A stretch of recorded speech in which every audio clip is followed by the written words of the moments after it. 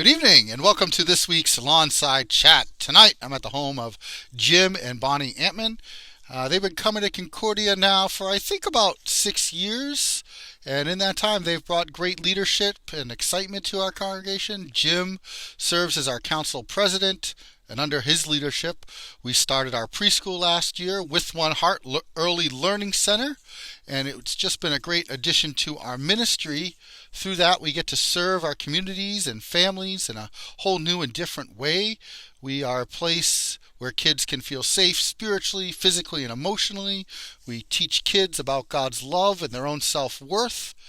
And I have really enjoyed having a preschool at our school and enjoyed working with our teachers and our director and working with the kids who come to chapel time once a month and spend some time with me. And it's just great when I'm in my office and I hear kids outside playing and having a great time. Another thing that Jim and Bonnie brought to our congregation is Stephen Ministry. And for those who don't know what that is, it is a program that teaches lay people how to be a Christian presence for people in need.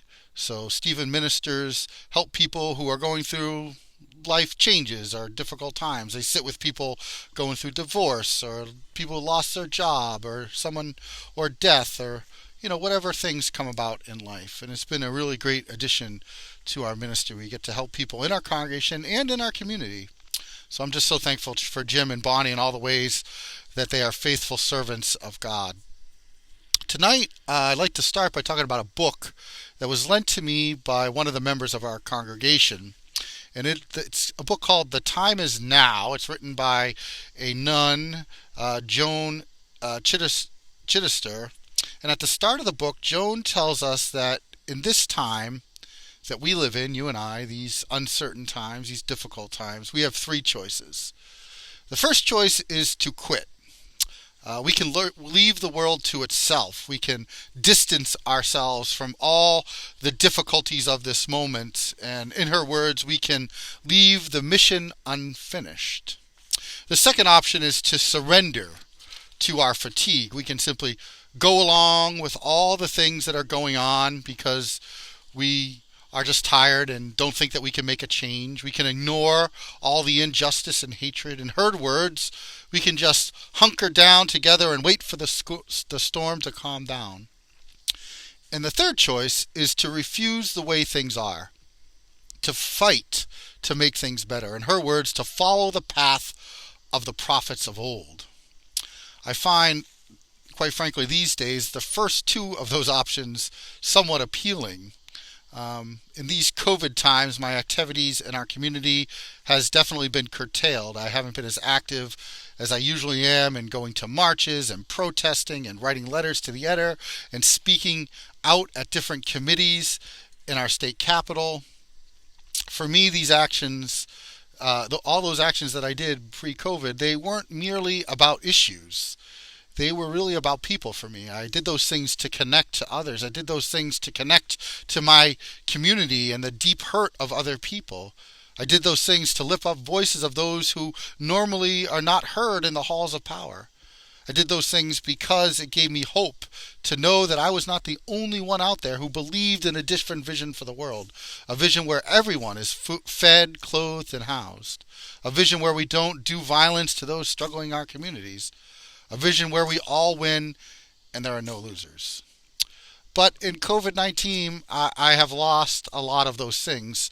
Part of it is just not having the energy. All my energy has gone into making sure that our church is functioning the best it can during these times. Part of it was that in order to do those things, I need real human contact because that's where I do my best work. I don't want just to be an advocate for a cause. I want to be an embodiment of God's love in the world. For me, that happens when we're together, standing up and speaking for things that really matter. I think that most people feel this way about things in our world, right? They feel kind of overwhelming. They feel like, well, what is my voice going to do? How am I going to really affect things? It often feels like there's nothing we can do, and it's just better to walk away or hunker down until it's all over. On top of that, it feels like we just don't have the energy, the time to put into the work. Other things are on our mind. We have to pay the bills. We have kids to raise. We have family relationships to tend, dishes to clean, laundry to do. We have to go to our job. And then we have a pandemic that tells us not even to get together, to remain isolated. It's all a lot right now, maybe too much. So it'd be easy to walk away and hunker down in our caves, but something keeps bugging me. And I guess it's this question: if not us, then who? Who will make the world better? Who will care about those who are left out? Who will care about those who have to sleep on the streets? Who will care about the teen who wants to live as their authentic self? Who will care about the elderly who are left alone? Who will care about racial injustice? I don't know about you, but I can't help that it is me who God has called.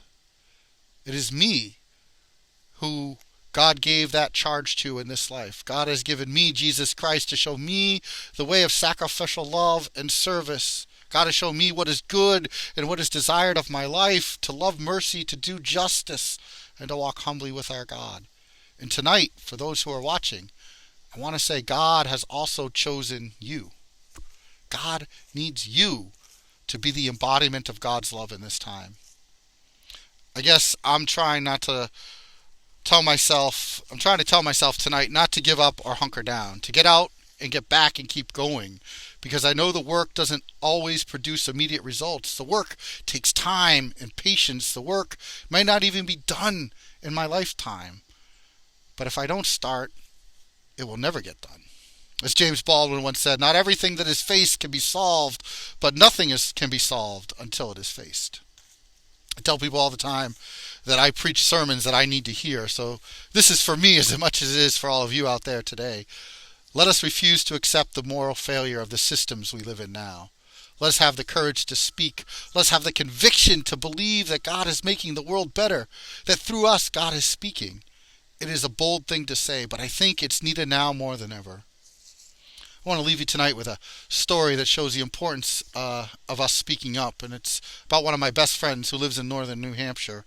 He put up a rainbow flag on his own property, and then someone came and took it down. So, resiliently, he put up another one, and that one was taken down. Not only that, but while he was putting up the next flag, people who were driving by started to yell obscenities at him and the others putting up the flag. Words I will not repeat here tonight. Undeterred by the meanness of people, he put up more flags. And I would suspect that he would continue to put up the flags. That is the kind of commitment we need to fight the hatred that exists in the world. That is the kind of bold action that God is calling to us to do in this moment. Let us not let prejudice and fear and violence and hatred win. Let us rise up and speak for things that Jesus Christ taught us to believe in: love, hope, joy, patience, self-control, peace, kindness, gentleness, and faithfulness. Let us find our prophetic voice and use it to make the world better. Just a few things I've been thinking about this week. I hope you found something here that you can use in your life. Thanks again to Jim and Bonnie for hosting me, and may God continue to bless you until next week.